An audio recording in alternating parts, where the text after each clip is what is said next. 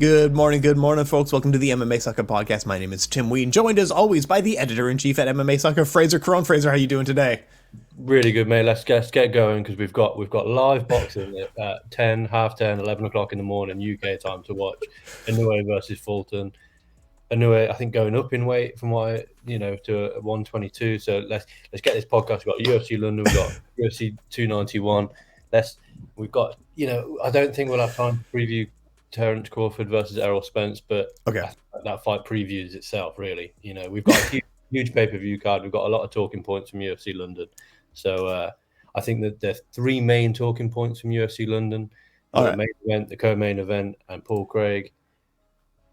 Little comment on every fight on that card. UFC 291, and we can get off and we can properly watch the boxing. So it's a nice dilemma to have. Yeah, this is a live watch. We're both of us are watching it right now. It's a good timing for us. But yeah, it's funny. They were talking about Yoshiki Takai, who was a former K1 champion, and they're like, this guy doesn't set up his shots; he just throws. Like, yeah, he was like that in K1 too. This guy, and it works. We don't always have to. It's not always a sleek, jab, feint, jab, and then land the right hand. If it's just, I'm going to walk forward and throw right hands, and they're going to land. It works. This shit works. So let's jump into it here. I do want to start with one thing because I had a video ready talking about everyone was laughing at Molly McCann. I think there's a curse if the UFC pushes you as one of their golden draws. The hardcore fan base will hate you, and you can see this in people like Sage Northcutt, Paige Van Zant, like Patty to an extent. But here, let me see if I can bring up the share screen. I want you to see screen 2 for now. So what Molly McCann did, she was trying to do a flip over into a hitchhiker escape to get out of the armbar. And you can look up hitchhiker's escape on YouTube. It's one of the more basic things, armbar escapes. And I was asking a jiu-jitsu guy, one of my friends, about this, and he was saying like Molly probably couldn't complete it because the submission was already too deep by that point, that even if she did everything properly, she probably wouldn't have been able to get out. Her being against the fence really didn't help the situation. But if she did everything properly, and I don't know, we're going to find out if we got banned from YouTube today, but here's Rich Franklin doing it against Travis Lutter, UFC 83. So he rolls over, and that's what Molly was trying to do, and then the hitchhiker escaped from there. And then there'll be a quick replay. And then, so yeah, don't go. Oh, yeah, anyway. He rolls over, hitchhiker escape, and then he's on top. I think when he almost gets into the.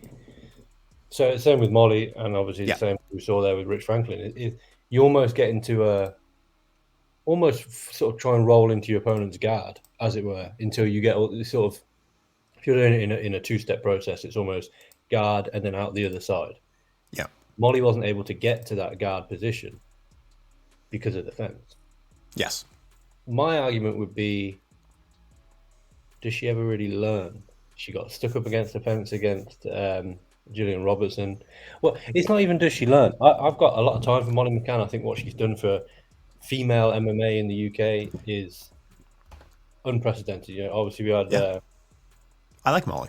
Sexton First was the first UK girl, or English girl, I should say. We've then got Molly. We've now got, Melissa Dixon. We've got Corey McKenna from Wales. We've obviously got Joanne Calderwood.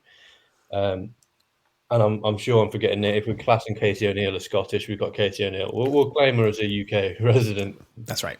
Until she maybe goes on a losing streak, and then we'll drop her. But until the next referendum, am I right?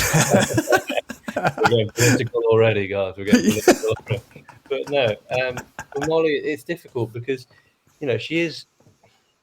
she's got a very sort of Marmite personality, and for maybe our American listeners might not understand that. It's either you love her or you hate her. There's no in between for Molly McCann. I love her. I think she's great. I think she's good for the sport. But a lot of her actions and how she's been pushed by the UFC maybe lead fans to, maybe hate is too strong. But I've seen a lot on Twitter about, Molly McCann loses again. Molly McCann, sort of laughing and taking jabs at Molly McCann. And at the end of the day, she took a risk going in there against a far bigger girl, Julia Stoliarenko. We're completely ignoring the performance from Stoliarenko at the moment because that was a really good performance from her. We're Yeah, it sort was. of highlighting the negatives of McCann's performance, but As everyone else is too. That's exactly. all people are talking about. And, we are, like I say, let's just sort of curb Stoliarenko's performance. We're going to talk about that in a minute, but it's really difficult for Molly McCann because now obviously it's come out that she's going to be dropping down to 115 pounds, which personally I don't think is the right decision. She does say, "Oh, I'm going in there. I'm the smallest. I'm the smallest girl in there every time I fight." I'm not sure how true that is. I think she's kind of almost speaking that into existence because if you look at some of the girls that she has fought in her career, yeah, she's going to be the smaller girl against Luana Carolina, who's fought up at, I think, bantamweight and featherweight. She was a smaller girl in there against Julia Stoliarenko. Slight, I don't think there was a massive size difference between her and Erin Blanchfield. She was a bigger girl against Hannah Goldie, and she won. She was, Gillian Robertson in her UFC debut has now dropped down to 115 pounds, so she wasn't the bigger girl there. Ji Young Kim, I don't think she was the sort of smaller or considerably smaller girl there. I think she's at that point where she's sort of almost trying to. Don't want to say use it as an excuse because I don't think she's trying to make excuses for a loss, but she is saying, "Look, I'm the smaller girl, and now I'm going to drop down to 115." For me, I don't think she has the skill set to drop down to 115 and make it work. It's not. Yeah. No, go on. Well, it's a tougher weight class, and as we've seen with so many examples, struggling in one weight class and dropping weight doesn't fix the holes in your game. All you did was drop weight class; like it doesn't fix it. You know what I mean? For sure, and it's difficult because we've got a great example of a person on this card who dropped down a weight class and looked phenomenal. But we'll go on to talk about Paul Craig a little bit later. But for me, Molly McCann has got a hole in her game. If you look at her losses and where they've come, it's on the ground. She lost to Gillian Robertson by a rear naked choke.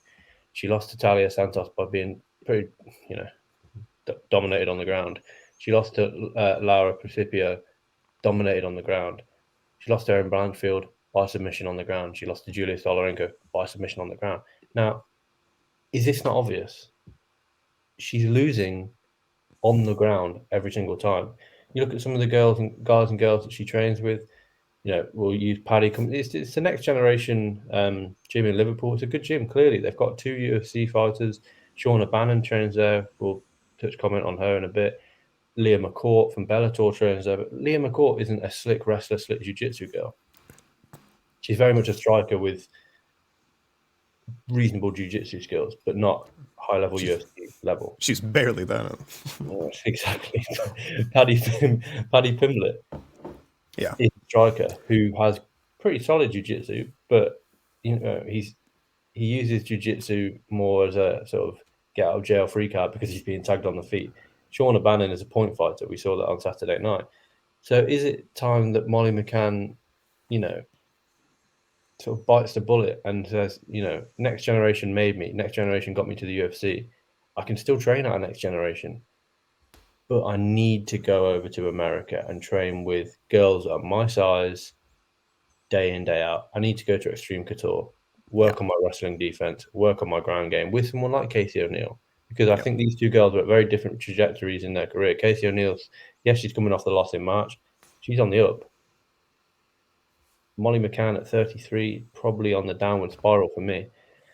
And 150, dropping down to 115, like we said earlier, it's not a right, I'm going to be the bigger girl in there every single time.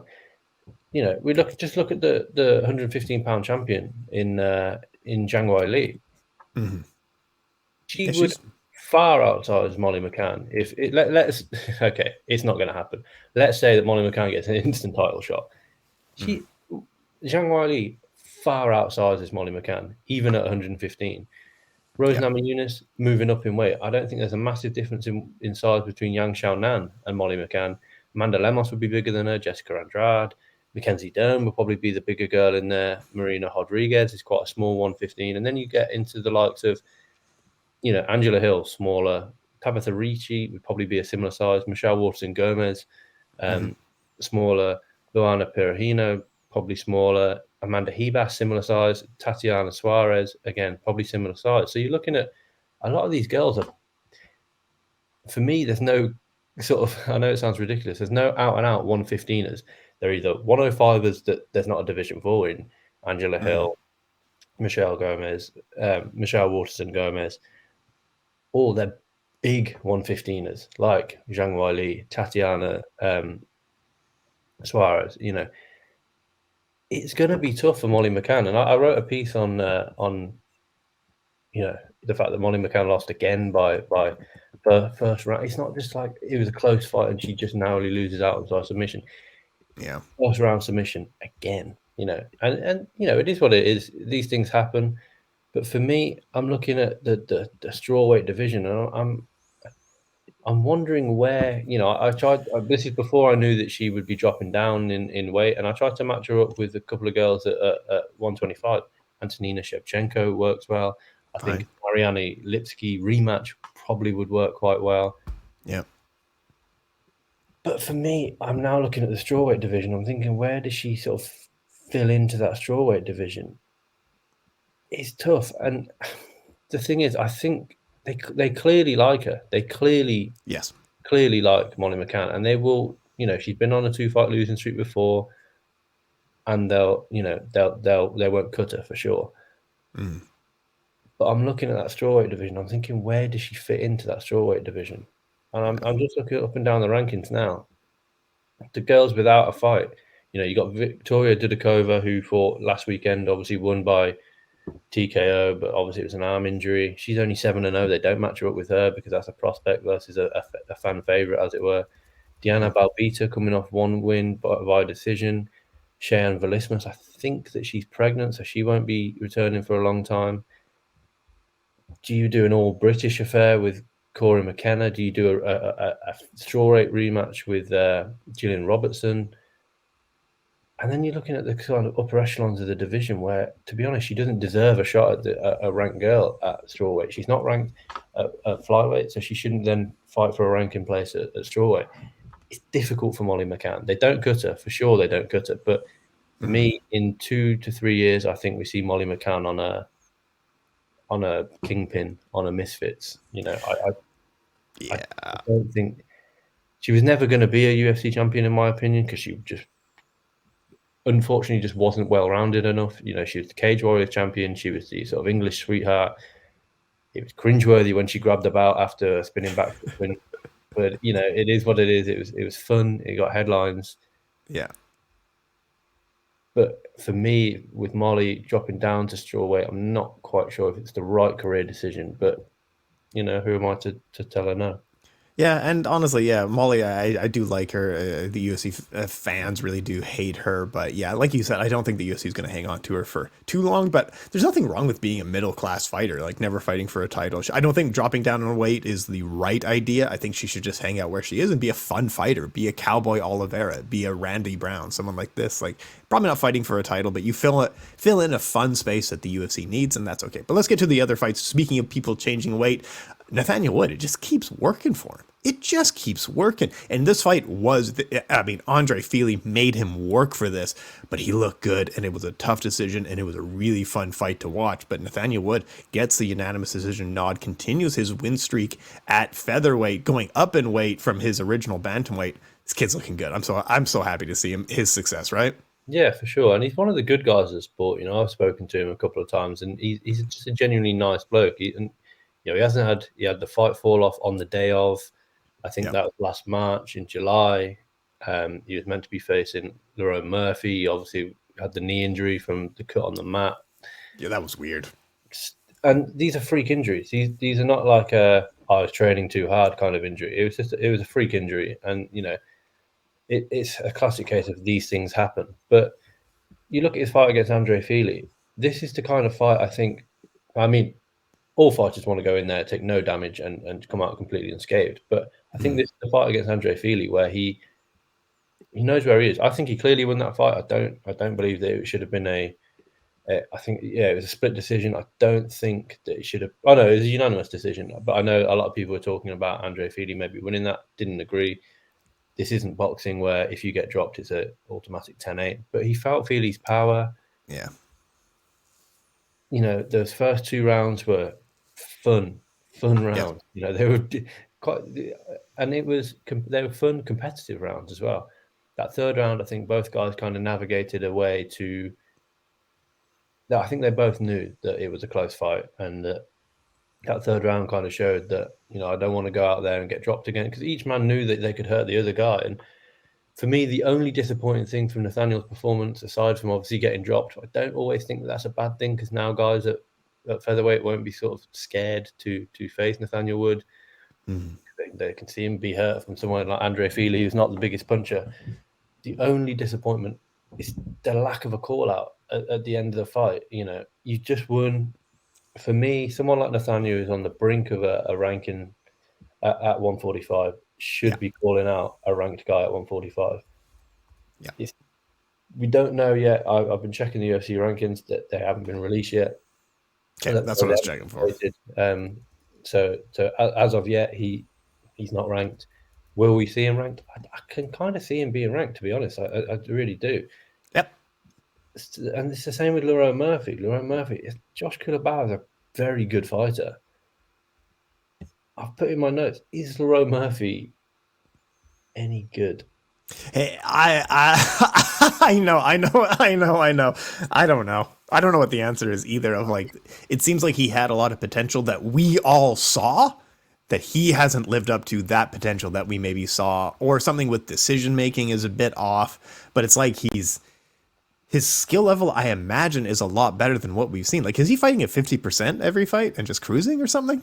Well, I think the last 2 fights, he's coming off a very bad injury. Yes. I think he was hit by a car whilst on a bike. Something insane like that, yeah. You know, if he did look a little bit flat, yeah, okay, that's fine. That is absolutely fine. You know, it's completely understandable. But throughout his career thus far, he when he joined the UFC, I was very excited. He obviously got a draw, I think, in Abu Dhabi on his debut. That was a bit of a homer decision, as it were, for Zubaira Tukhugov. You'd recognize him. He's one of the guys that jumped in against McGregor. Gotcha. You know, he then finished Ricardo Ramos in the first round, went to war with Douglas Silva de Andrade, who, you know, he was coming up from bantamweight. Finished Makwan Amirkhani in the second round after being pretty badly dominated in the first round. Yeah. Got a homer decision against Gabriel Santos, and then didn't. You know, he got the win against Josh Kulabau, and like I say, Josh Kulabau is a very good fighter. He's only lost once before this in his career to Jalen Turner. I mean, that's not a bad guy to lose to, you know. I interviewed Lerone for Low Kick MMA, I think a few months ago, and I didn't watch that Makwan Amirkhani fight, and I should have before I interviewed him, because I was just like, hey, congratulations on the win. You looked really good against Makwan. And he was like, he said, no, I didn't. I was like, oh yeah, we'll move on. I should have watched it first. Oh no. That's the thing, you know. For me, as ridiculous as it sounds, and as you know, we go on every week, we want guys to be mixed martial artists. Right. I think Lerone needs to really sit down on one discipline, because he's got good striking, he's got good wrestling, he's got good jiu-jitsu. Yeah. He's not got elite striking, good wrestling, and good jiu-jitsu, or good elite wrestling, good striking. You know, I think for me, he needs to sit down on one discipline, and I think he'll be the first to admit that. I don't, you know, I was all for, you know, I spoke to Nathaniel, for MMA Sucka, the interviews on the channel, about that Lerone Murphy Nathaniel Wood beef. You know, they were supposed to fight each other, they were friends. They then started beefing. They had a little bit of beef in the hotel this week. I don't think that fight now makes sense, because I think the guys are on slightly different trajectories. Yes. For me, Lerone, it's difficult not to rank him. You know, he's got 5 straight wins now at featherweight. It's difficult not to rank him. I don't think he's fought the names that Nathaniel Wood's fought. You know, Nathaniel Wood, since losing to Casey Kenny on Fight Island, he's come back at 145, beat Charles Rosa, beat Charles Jourdain, beat Andre Fili. They're 3 big names. And he looked good in those matchups too. These weren't like, Fili was the closest matchup, and it made it, and he had to work for it. But man, did he look good in these matchups. Exactly. And it's about the caliber and how you look. And you can't just sort of, ease through fights, eke through a split decision, and get ranked. In my opinion, I don't think that's the way it works.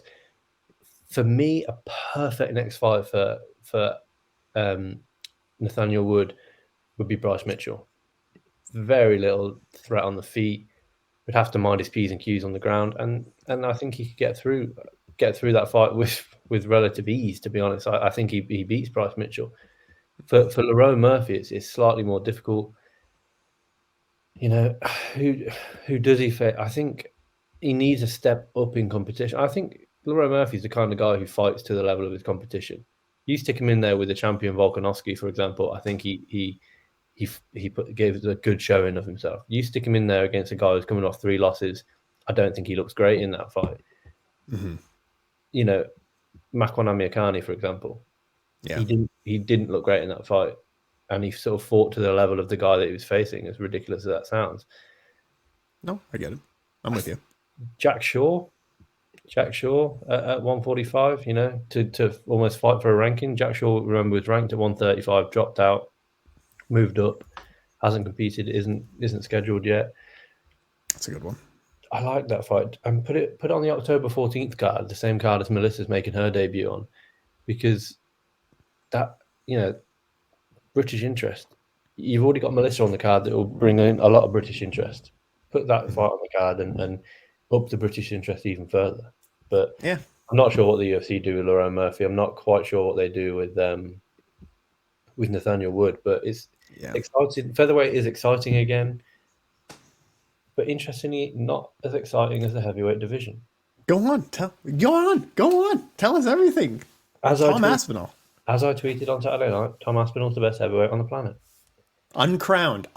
He gets it done in just, 73 seconds. First round knockout after a year away, after a severe knee injury. Man, let's line it up. What fight would you be more excited for right now if they booked it?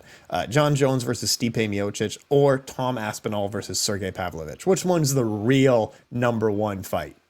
The one with more questions, and the one that I think is more competitive is the latter, the Tom Aspinall versus Sergey Pavlovich. Yeah. Obviously, we've got John Jones and Stipe fighting each other in November on that 30th anniversary card from MSG.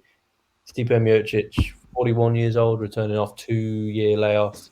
Yeah. John Jones, second fight ever at heavyweight, facing a much more well-rounded guy. It's interesting. It's entertaining. Sure. Got names. Does it get me up in the middle of the night? Yes. However, what gets me up and gets the anxiety going and the adrenaline pumping through my body is a Tom Aspinall fight. I think this fight was the perfect fight for him to return in. You know, I know a lot of people were saying it's a big drop down in competition. You know, he fought Curtis Blades, now he's fighting Marcin Tybura. But yeah, the guy's returning after a year out and a pretty serious knee injury. Yeah. He's not going to be able to jump straight back in there. And this is not a gimme fight. I think Tybura had won 7 out of his last 8 fights. And he looked like he was in a different... Tom Aspinall just looked like he was in a different universe from Tybura. It was an absolutely phenomenal, near-on flawless performance. He tested the leg out with some heavy leg kicks to start off with. Perfect, great idea. We now know that the knee is fine. We now know that his next opponent, let's say Cyril Gane, Sergey Pavlovich, Sergey Spivak, they can kick that knee and it's not going to affect Tom Aspinall. Mm-hmm. We'd assume that, you know, he's putting that knee into practice, obviously, a lot in training and obviously in a fight situation itself. We assume that the knee's not going to go in training. He was, of all the people on the card, I'd say pound for pound as far as weight is concerned, quickest on the card without a doubt. Yes, he's flyweight on there.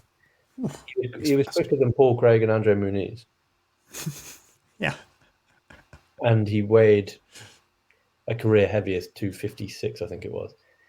He's just so well-rounded. And that finish, you know, he was stinging Tybura. He was making Tybura bite on every feint. You know, the jab was going and Tybura was biting on it, moving, backing up. Tybura then, when the finish came, tried to sort of eat the shots on the forearms, the straight punches. But as he tried to eat them on the forearms, Aspinall's come over with that elbow, cracked him, and it stunned him. And then he just pings that straight right down the pipe.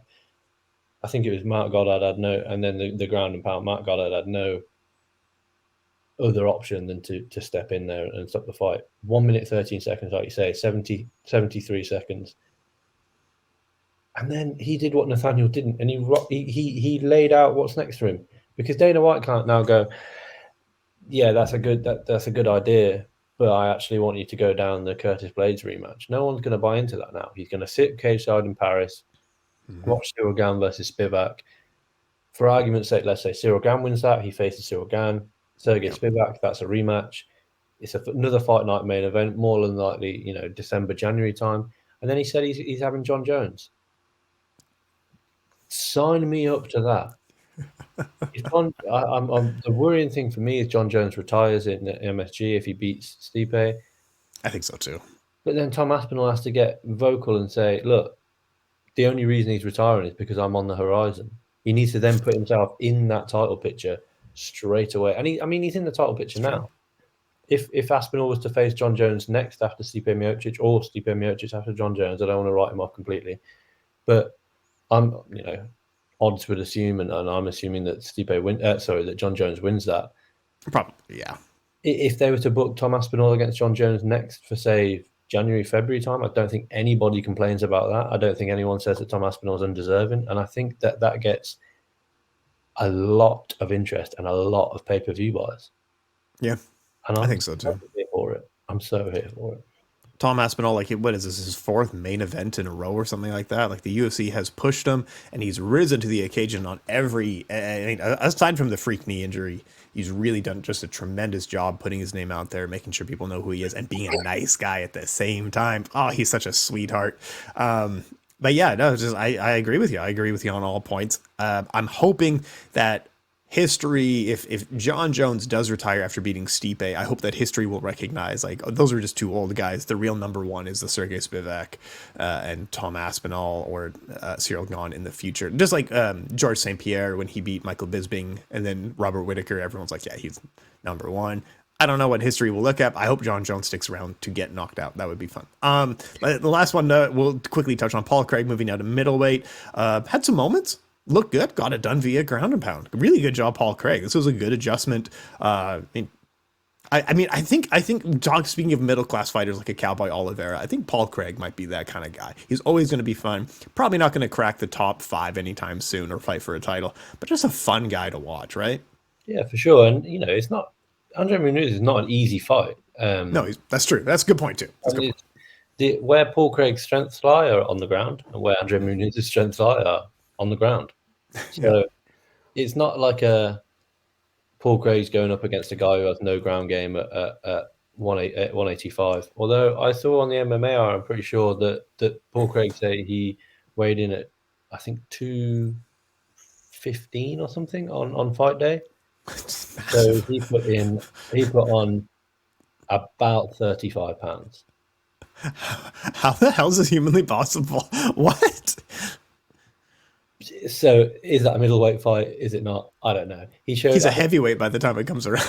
Exactly. It's crazy. This weight cutting game is a mad one. But yeah, I think he showed real improvements in his stand-up as well. I don't think he rushed it. He wasn't pulling guard. He was a bit of a, for want of a better word, shit show against Volkan Ozdemir, where he was just constantly trying to pull guard. It didn't work. No. But again, Paul Craig gets it done. He guts it out. He's all intensity. He's everybody's favorite fighter, because he brings the intensity every single time. And again, he rocks the mic just like he should have, just like we wanted him to. Yeah. And says, "Give me Bo Nickel." And I think the UFC are going to be sensible and keep Bo Nickel the fuck away from Paul Craig. Yeah. Paul Craig, Bo Nickel on the feet can't hurt Paul Craig, in my opinion. Paul Craig's been hit by much bigger guys at 205. Johnny Walker, he's been there with Jamal Hill, been in there with Johnny Walker, Volkan Ozdemir, these guys. Don't think he's been knocked clean out. I think Johnny Walker technically TKO'd him. Alonzo Menafield TKO'd him. Khalil Roundtree TKO'd. But a lot of these fights weren't sort of clean one-punch knockouts, which we saw Bo Nickel do last time.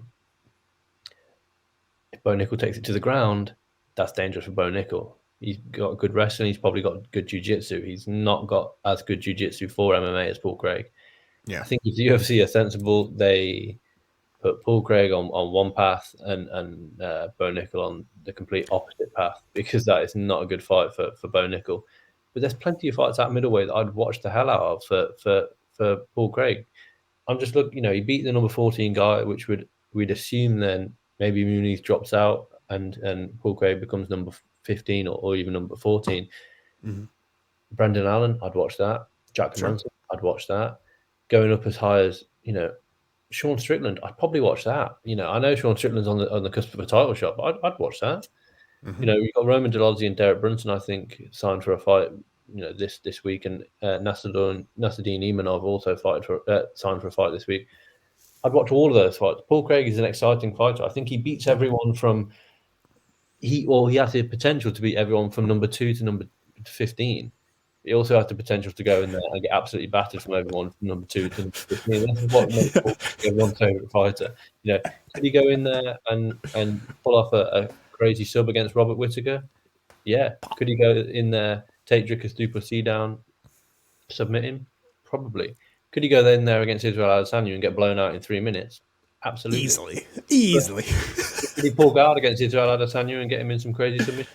Perhaps. Who knows? I like Paul Craig, and I'm always going to tune in for a Paul Craig fight. I'm never going to miss a Paul Craig fight. I'm never going to miss a Paul Craig weigh-in. I'm never going to miss a Paul Craig face-off, stare down, whatever Paul Craig's doing. I'm there. I'm fully in on the big Scotsman, and I like him at 185. I'm here for it. Yeah, his stare downs. Stare downs are better than the fights often. Like this guy, his stare downs are so good. They're so intense, and then he's a guy who pulls. Sorry, it's so intense all the time. I'm just here for it. It's just angry intensity, and then just Paul Craig. Like for a hype package, they definitely don't show his fights. Just show his stare downs and his look at the weigh-ins, but don't show him fighting. Whatever you do, he looks weird. He's just pulling guard sometimes. He's got an odd style, but it works. It works. I'm here for his odd style, but it's like I say, I love Paul Craig. I think he's great. He's fun and he's entertaining. It's entertainment. This is at the end of the day, this is competitive entertainment, and he is the definition of competitive entertainment. He gets the crowd going. Now, anything else on the UFC London card before we get to UFC 291? I don't think so. I just, Shauna Bannon obviously lost, but I think nothing was being set up, and I think she'll learn a lot from that. Chris Duncan looked really good, and Mick Parkin looked great. Again, I think he kind of fought to the level of his opponent. I think he's much better than he showed, but he looked really good, which is kind of ironic. I think, I think he's got a high future, Mick Parkin, and it's another British heavyweight.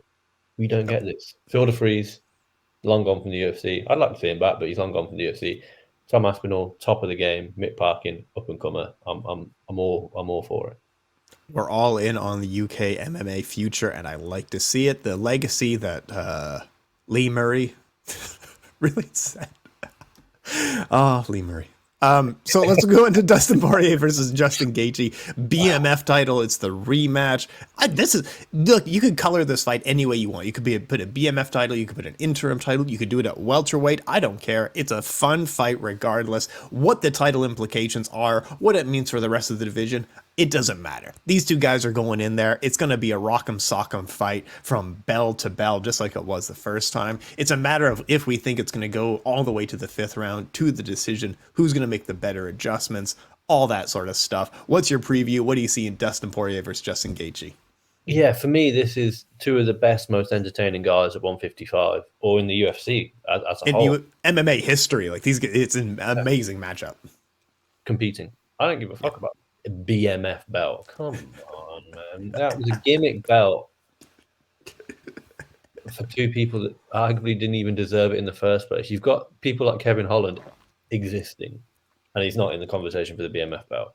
I know. The BMF champion was just getting knocked out at the end of his career and losing one-sided decisions. Held onto the belt. It's the belt. Let's curb that shit. Let's say, for example, name out of the hat, Dustin Poirier wins the fight. He goes on to fight Islam Makhachev. Is he then a champ? if he beats Islam Makhachev, is Islam Makhachev the BMF? If you come on, it's fun, it's a gimmick, but this fight is good enough that it doesn't need a belt. The selling point to this fight is not the fact that it's got the BMF belt attached to it. The selling point of this fight is go back and watch the first fight from 2018. Yep. You're welcome that we're putting this on again, because 2018 fight was fight of the year contender. I think it may have got fight of the year for a lot of outlets. Yep. It was just two guys that go in there, just who's got the bigger dog in them. And on the night, it was Dustin Poirier. And that's old Justin Gaethje. Let's not forget, that's old Justin. Justin Gaethje he's almost had a three-way career revival in his UFC career thus far. And he's not, too many fights into his UFC career. Let's not forget, he's 24-4. He's only been in the UFC since 2017. He had a big sort of history of fighting, as it were, in PFL, what was World Series of Fighting. Yeah. You look at his first fight against Michael Johnson, fight of the year contender. Eddie Alvarez, fight of the year contender. Dustin Poirier, fight of the year contender. You then scale it back. James Vick, Edson Barboza, Donald Cerrone, and Tony Ferguson. Very sensible, well thought out, tactical fights. He wasn't rushing in. He didn't go in there and try and... I mean, he went in there to try and take his opponent's head off, but he did it in a sensible, logical, tactical way. And then he fought Khabib and lost. I don't think, there's no shame in that. Then he went back to old Justin Gaethje against Michael Chandler, against Charles Oliveira, and we saw shades of the old Justin Gaethje, the brawler against Rafael Fiziev last time out in March in London. He needs to go back again. We've seen old, we've seen new, we've seen old again. Now we need to see new again. Justin Gaethje against Dustin Poirier, because I think Dustin Poirier he's a much better boxer in my opinion. He's much more well-rounded, and I think that if Justin Gaethje just tries to brawl him again, I can see the same outcome from 2018, rinsed and repeat in 2023. If he's a little bit more reserved, a little bit more sensible, it's a much more competitive fight, and I'm really excited to see what Justin Gaethje we get and what Dustin Poirier we get, because just Dustin Poirier last time out showed much better skills on the ground than Michael Chandler. So does he look to take this one himself to the ground? I know Justin Gaethje's got a phenomenal wrestling defense, but does he look to take this one to the ground? How much of the leg kicks going to play a part? Because we've seen Justin Gaethje maybe stray away from leg kicks a little more often. He strayed away from leg kicks more often than not in recent times. Is that because he didn't want to get taken down by Khabib, taken down by... I know, and obviously he landed vicious leg kicks against Khabib that Khabib admitted almost stopped him, but how much are they going to play a part? Because they played a massive part in the first fight. And let's not forget that these guys are two of the best 155ers in the world, not named Makhachev or Oliveira. Yes. And I think Makhachev and Oliveira probably beat both of these guys. Well, Oliveira definitely does, because he already has. Makhachev probably beats them both. But 155 is exciting, and there's a lot of potential at 155. And these two guys, it just kind of tells you how big these two guys are, that these are the main event for a pay-per-view with no belt on the line. Well, no legitimate, ranking belt on the line. And yet I'm debating this will probably pull in bigger numbers, depending on the card itself, than the actual title fight in October. And it's probably a funner fight by a long shot. Without a doubt. Gimmick belts are an interesting thing, because there's a history of gimmick belts, and like we just revealed this week, the WBC will be putting on a Legends belt between Manny Pacquiao and Błachowicz in their boxing match in Thailand next year. First of all, Błachowicz was never a puncher; he was a kicker through and through. So him fighting Manny Pacquiao is just gonna suck. But this maybe WBC probably is putting on some stupid belt for Francis Ngannou versus Tyson Fury, right? They love a good gimmick belt. Oh, 100% that has a belt, and they put a belt on it because they can then take their percentage of the revenue from the fight itself. Yeah, they charge licensing or something like that for the belts or something weird like that, right? WBC, they have some skin in the game here. Oh, they're not stupid. they're not brilliant for boxing, but they're not stupid. Tyson Fury versus Deontay Wilder will have the WBC gold encrusted former UFC champion, former Ring magazine. It'll be about 3 lines long. It'll take Michael Buffer or Bruce, but whoever they have announcing it, will take them about 5 minutes to tell them what belt's on the line. Yeah. It'll absolutely nothing. It will never be fought for again. It'll probably be the WBC baddest man on the planet belt or something like that shit. Yeah, it probably will. Actually, you're probably right about that. I think you're 100% correct. But going back to the 291 main event, I just think that there's so many questions. I mean, how do you see it? How do you see it going? I just think that there's so many questions going into it, especially because the guys have fought before. They fought before, and I think, man, Justin Gaethje might. I think Dustin Poirier is a little bit sharper and a little bit more collected in these fights, where Justin Gaethje can, when he's in his new form, can be very focused and be very with it, but he gets away from that form and gets into brawls. And if he gets into brawls against Dustin Poirier, it might look a lot like the first. Dustin Poirier has been on record talking about how much he hates Justin Gaethje's leg kicks. He said, like, you couldn't pay me to take those leg kicks. That guy kicks like there's nothing in the. I don't know what happened. He kicks like there's nothing in the way, and he just kicks through your leg. I think a few of those leg kicks are really going to wear down on Dustin Poirier. I think, like you said, if he's smart, he will do an adjusted game plan to mix in a lot of clinching, mix in a lot of takedowns, and just try to do a little bit more top position grappling. Even if you just get a takedown, land a couple punches to exhaust your opponent and get back up again, that's okay. But it's also a matter of how much older these guys are from 2018. Like, the amount of wars that these two have been in against people like Dan Hooker was a hell of a war. Max Holloway was an amazing war. Eddie Alvarez, amazing war. We just saw both of them fight Michael Chandler. Amazing wars on both sides. Like, how much more can your body take of these kinds? Oh, wait, Justin Gaethje just fought Rafael Fiziev. How much more can your body take before the wheels start coming off? And I was trying to say Dustin Poirier's last fight against Chandler, that's when his wheels are coming off. The age has to start showing, and it kind of didn't. So I don't know who's going to age up first, but whoever is the older, less fit guy is going to lose in this fight. And I think it's going to be a sad overnight thing where one guy just gets knocked out and we're sad and think about all his great wars, but they can't keep doing this pace forever. No, for sure. But this is why these guys have got the pay-per-view headlining slot. It's because they have put on all these wars, put on all these competitive, highly competitive fights, got themselves into a position where people want to watch them fight, and we'll watch them fight every single week if we could. Yeah. Thank God that we can't, because their bodies would just be an absolute wreckage. Yeah. But I think this is almost going to be a little bit of a break in a way for Dustin Poirier as far as the mental fatigue is concerned. He fought Conor McGregor twice, a lot of mental fatigue on that one, especially in that second fight. He then fought Michael Chandler, where there was some bad blood. From what I've seen and what I understand, there's not really any bad blood between these two. Like you say, Dustin Poirier really respects Justin Gaethje, especially the leg kicks.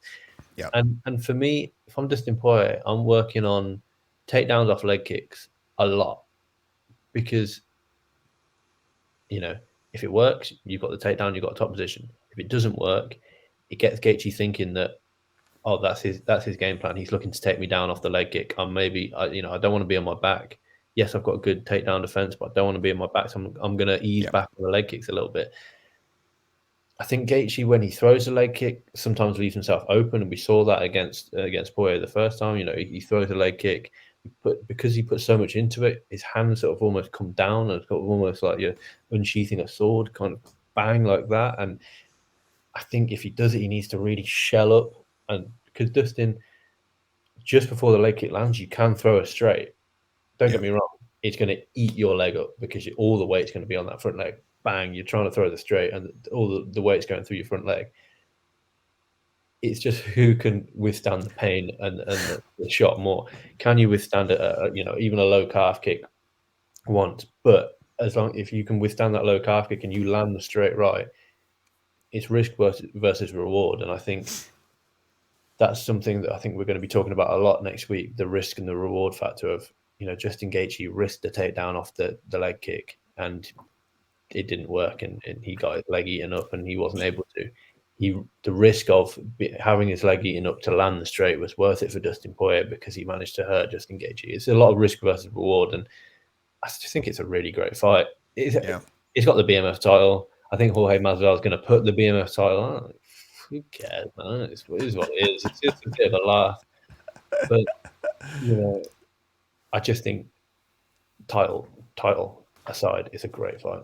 I love it. And it's one of those fights, like you said, there's so many different factors. If you line these guys up 5 times to fight, you'll probably have 5 different results. Just the way that these two guys fight, right? Exactly. And that's something that I don't see in the co-main event, interestingly. I don't see that if these two guys fight. Tell me a little bit about it. Alex Pereira, former middleweight champion, going up in weight. In Glory Kickboxing, he was a 2-weight champion at one point, got outpointed and was a 1-weight champion. But going up against Jan Błachowicz, former light heavyweight champion. Banger. This is a good fight. I love this matchup. It's a great fight. And I think it's competitive, but forgive me, and you'll tell me that I'm wrong, and I'm willing to hear it, but I don't see how Alex Pereira wins this fight. No, you're right. You're 100% right. Alex Pereira's had back-to-back fights with he was knocked out cold in April. That's not very long ago.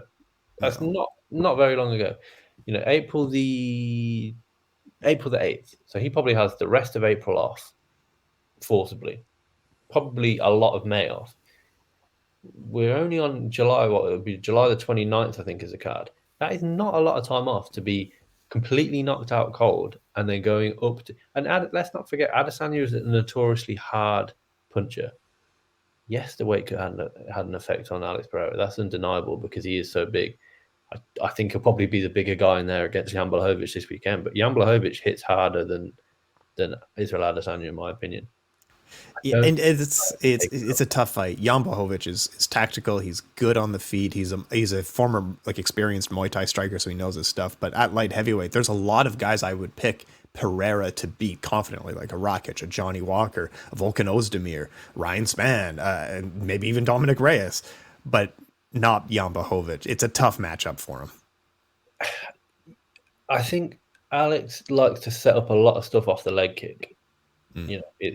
Or close distance by leg kicking, and he's in range. Then he had to mind his P's and Q's against Israel Adesanya because he's so good at countering the leg, getting his leg up and out of the way. Jan Błachowicz will check that leg kick all day long, and then you're in range with Jan Błachowicz, who's got heavy hands, or you're in range with Jan Błachowicz, who knows how to take the fight to the ground via a body lock. Yep, we saw him. He's a black belt in Brazilian Jiu-Jitsu. Yep. Jan Blachowicz' game plan in this fight will be to stand for a little bit with Alex Pereira at the beginning of every round, get it to the floor. In my opinion, and my official pick is Jan Blachowicz via decision. Sure. Yeah, I agree. Fight, unfortunately. Yeah, I think so too. It's the more I thought about it, the more Jan Błachowicz has to be. But man, it's crazy how close a guy like Alex Pereira is to a light heavyweight title just by happenstance. You know what I mean? He hasn't even fought in the division, and he's actually about one fight away from being champion. Exactly. We talk about the risk and reward. The reward of winning this fight is a title shot. Let's be honest. Probably against Jiri Prochazka. Yep. Probably maybe not later on in the year, maybe beginning of next year, or maybe in that December card. But that's the reward of winning this fight. So if you're Jan Blachowicz, why are you not just taking the easiest means to victory, the path of least resistance, and looking to take Alex Pereira down and dominate him on the floor? You are. That's a sensible thing to do, and I think that's what he does. I think the weight will have a big impact on it as well. I think Alex Pereira will look a lot better at the weight. He'll more than likely hit harder. Mm-hmm. How will his ability to get back to his feet against a guy who really knows how to hold and control an opponent on the ground, how will that work? We'll have to wait and see, but I don't see it working in one of a better phrase. I can't see that working too well for him. No, I think I don't think Alex Pereira has adapted to grappling in a very natural way. You know what I mean? He didn't pick up on it very easily. I think Krylov pieces him up on the ground. I think Paul Craig pieces him up on the ground. These aren't competitive things. I just don't think he's quite picked up the groundwork, right? It hasn't happened. It just hasn't come up. No, and what? When you're so good at one thing, why would you not just hone those skills? Which is, what I think we'll see in the fight just before that in Michel Pereira versus Stephen Thompson. I can't see if this one hits the mat, it's because one man's been taken out. It's not because they're shooting for takedowns and whatnot. Do you think they actually engage with each other? Because Stephen Thompson might just dance around for 15 minutes. Like you roll the dice with Stephen Thompson. It's going to be the coolest thing you've ever seen, or it's going to be an awful no engagement for the whole fight. I don't know where Stephen Thompson's at in his career at the moment. He's over the hill. I'll give you that. But he's 41 years old now. I think Stephen Thompson. You know what I was thinking about? I think on one of the first shows we ever did, you said I would like to see Stephen Thompson versus Michael Venom Page. We might actually see that fight this year. We used to do the fantasy matchmaker at the end of every show, didn't we? Yeah. Yep. And that was one of mine. And like you say, by the end of the year, I can see that happening. Yeah. And nothing was said about MVP. You know, made a lot of at the beginning of last week. I'm going to be at UFC London. I'm a free agent. I'm on the UFC website. Blah blah blah blah. Still gone quite quiet on the MVP front. He is never going to be a UFC champion, in my opinion. I don't think he's well-rounded enough. He's over the hill too. Stephen Thompson's never going to be a UFC champion. He's not well-rounded enough. The division's moved on. Yep. Both guys have got pretty much the exact same style. Both guys fight at welterweight. Regardless of the outcome of this fight, that's a headliner. That's a fight night headliner, in my opinion, and I'm signing up to watch that. Stephen Thompson looked really good against Kevin Holland last time out. You know, he did a fun fight. And if you look at the fights that he's lost in recent times, Gilbert Burns out-wrestled him. Bilal Muhammad out-wrestled him. Mm-hmm. Michel Pereira, I don't think he's going to come in there to out-wrestle him. With that being said, I think Michel Pereira is going to be huge in there in comparison. You know, if we look at Michel Pereira's recent fights, Santiago Ponzinibbio win, Andre Fiallo win, Nico Price win, Chaos Williams win, and Zelim Imadev win. I don't know about it. I think it's really fun. You know, of course, sure, could be good. MMA Sucka were the one to break this fight when it was meant to be happening. I think the last pay-per-view, and it's got put back. Mm-hmm. It's a fun fight. I think it's deservedly on the main card. Yeah, Nate was at Karate Combat and asked Stephen, and then he broke the story. I remember that really well. Yeah, that was good. That was a few months back now, but yeah, it's a fun fight. I don't fully get it, but I'm not all mad about it. If that makes sense, I don't. You know, is Michel Pereira ever going to be a welterweight contender? No, come on. You look at the rankings. Let me just pull these rankings back up. They're closing because they hadn't been updated.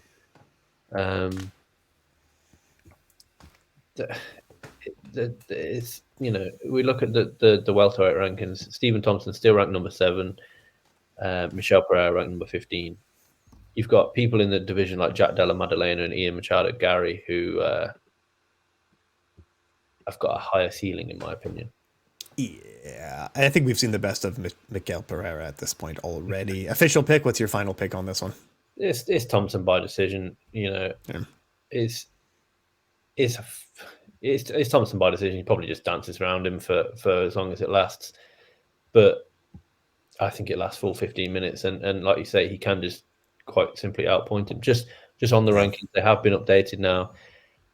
Paul Craig debuts at number 15 in the middleweight division. Tom Aspinall leapfrogs Curtis Blades, and I think is now ranked number 4. Yeah.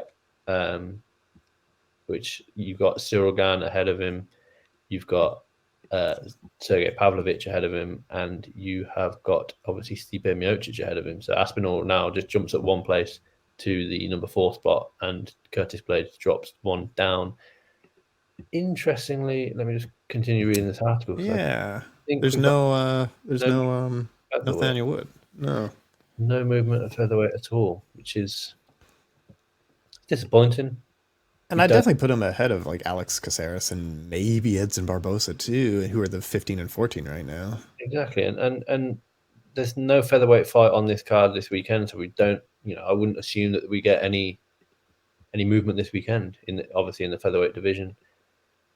Yeah, well, it is what it is. That's put a little bit of a dampener on the show, because I really thought that we'd be sat here thinking, Nathaniel, breaking into the top 15. I would have thought so too, but it is all what it their is. own, either one of the two. But it is what it is. These things happen, and I think that'll just spur the guys on in their next performance to really put a show on. Yeah, and okay, back to UFC 1091 because it's up and down. It is a good card. Let's do 1 minute for Tony Ferguson versus Bobby Green. Oh boy, in their prime, this would have been a fight. This would have been a fight, but Tony Ferguson, man, come on, Bobby Green people out these days. He knocked out Ala Quinta. Yes, he got knocked out by Drew Dober. Yes, he lost on short notice against Islam Makhachev. Last time out, we had him the clash of heads with Jared Gordon. I can't remember. Yeah, that was weird. Was he knocked out? Did he knock Jared Gordon out? I can't remember. But Don't quite remember.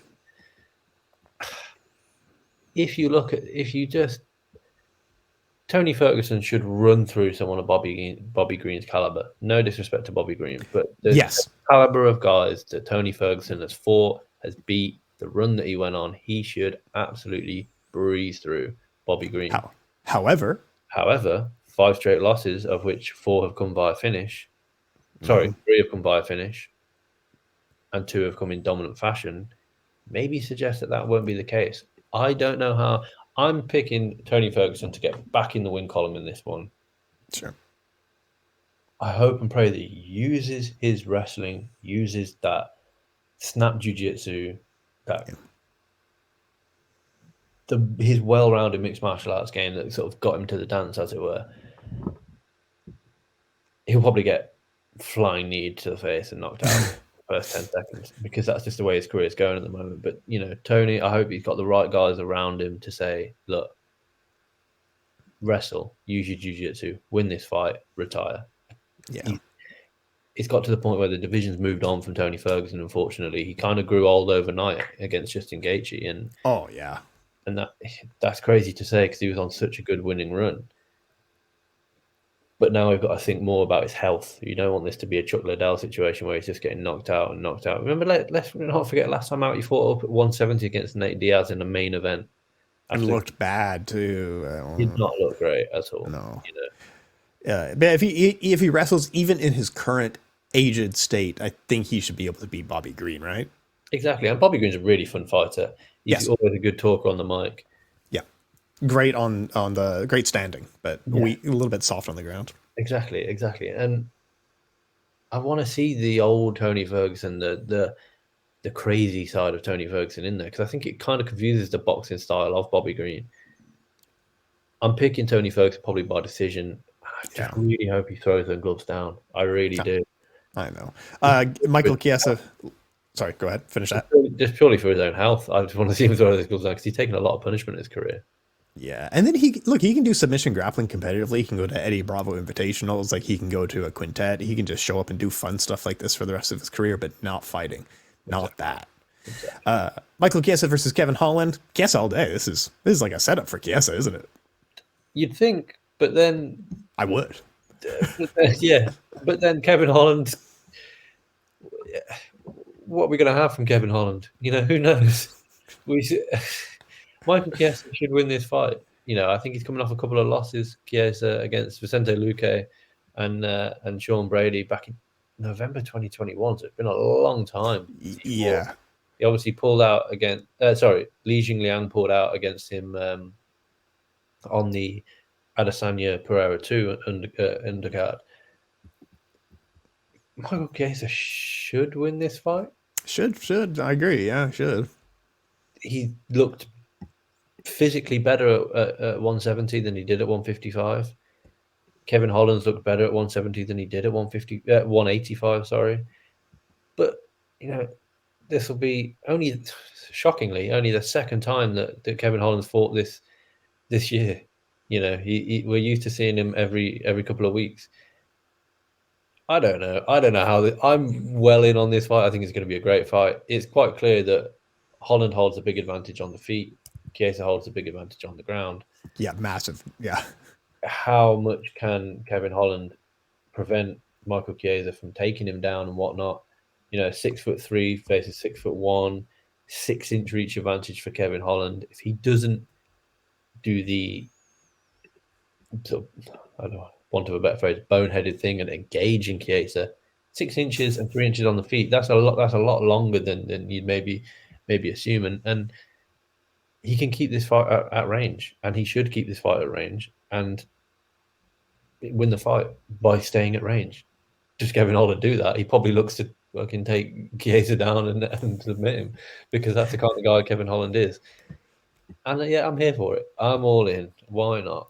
It's a fun one. Looking down the card a little bit, I'll take Gabriel Bonfim. I'll take Derek Lewis. I'll take Miranda Maverick. What do you see? What else do you see on? Nothing else. None of the other names that really jump out at me. But what do you see on these ones? No, I completely echo everything you're saying. It's a shame that Jake Matthews' original opponent, Miguel Baeza, fell out, because I thought that would have been a really fun one. Jake, Yeah. coming off he's coming off a loss against Semelsberger, who's also on this fight. I think Jake Matthews beat Darius Flowers. Flowers obviously making his promotional debut off the back of. I mean, he won via slam on the Contender Series, but I think Jake Matthews gets that done. Derek Lewis buried right down on the prelims, looking to bounce back after 3 straight three straight finish losses. Sorry, got knocked out by Tai Tuivasa, Sergey Pavlovich, and then submitted by Spivak.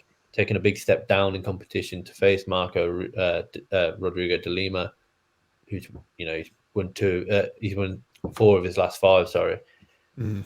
And then Miranda Maverick. Where's Miranda Maverick at? Because we spoke about her a couple of weeks ago. She was, a great hope, and she only fought Jasmine Jasdavicius 10th of June, so it's less than 2 months turnaround to face Priscilla Cachoeira, who Cachoeira's got heavy hands. Knocked out Ariana Lipsky last time out in a little over a minute.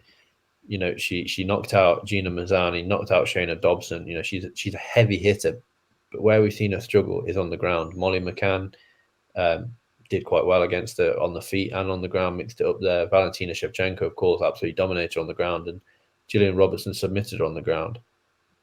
Miranda Maverick, I think, comes out, goes all out wrestling in this one, and tries to just get Priscilla Cachoeira to the ground and dominate her down there. I think Maverick wins, but yeah, as if Tapology is to be believed, she's a curtain jerker on this one. Not where we expected her to be in her career, but it is what it is. Yeah, I like her a lot too. I think PFL has an event cup coming this weekend, and I can't think of anything else that we have going on. Anything else that we need to shout out? I don't think so. Like I said, I don't. We haven't quite got time to discuss. We've got Bellator versus Rising this weekend. Oh yeah, that's a good one. That's a really good one. Card AJ McKee versus Patricky Pitbull this time. Horiguchi's in there. Danny Sabatello returns. Tapology have got it as a 5-fight card, which I can't.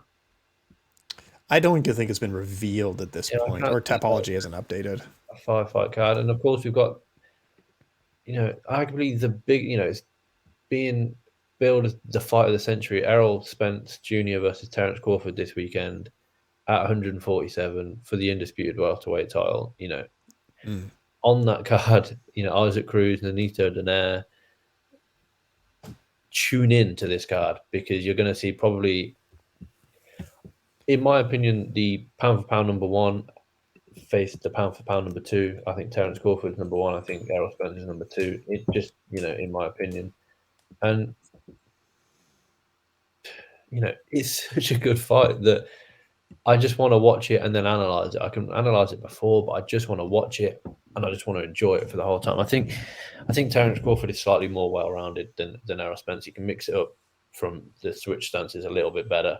And I think he's slightly more spiteful than Errol Spence, which might just play a part in this one. Errol Spence obviously got a whole host of skills, but I don't think he's quite looked the same since he was in that car accident, which, sometimes that's life. You don't quite bounce back from the injuries and the sort of trauma of that in the way that you were maybe anticipating. But like I said, unfortunately, these things happen. And I'm just looking forward to the fight itself, because it's a really good, competitive, well-rounded fight. And, I'm just going to enjoy watching it. It's one of those where I don't have a horse in the race, as it were. I'm just going to enjoy watching the fight in all its kind of glory. Yeah, it should be a banger. It's moments like this where it doesn't come around often enough in boxing, where you really get that long champion, pound for pound great fighting another long champion, top pound for pound guy. It's worth. I assume this one will be at some weird time AM, right? It will be for us, yeah. I think it's in Vegas, so it'll be 5 a.m. walk or something like that. it's a find a stream for in the morning kind of fight for me. You know, I'm away this weekend in Liverpool for a stag do, so I will not be Nice. watching. I might even end up watching it live. I was gonna say you'd probably be up for that. We'll have Dustin Poirier on one side and Errol Spence and Crawford on the other. So it's a phenomenal week for combat sports, like you say. We've got Bellator on Rising, AJ McKee, Danny Tabatella, Horiguchi, Yep. tricky football on that one. And you know, this time next week we'll be analysing what was a really good week of fights, regardless of who's on what card. Yeah. And regardless of the outcome, I think there's going to be plenty of talking points. So I'm looking forward to that already. Absolutely, absolutely. All right, let's get out of here for the week. Appreciate your time, sir. Let's enjoy the fights, and I'll talk to you soon, sir. Nice one, mate. Take it easy.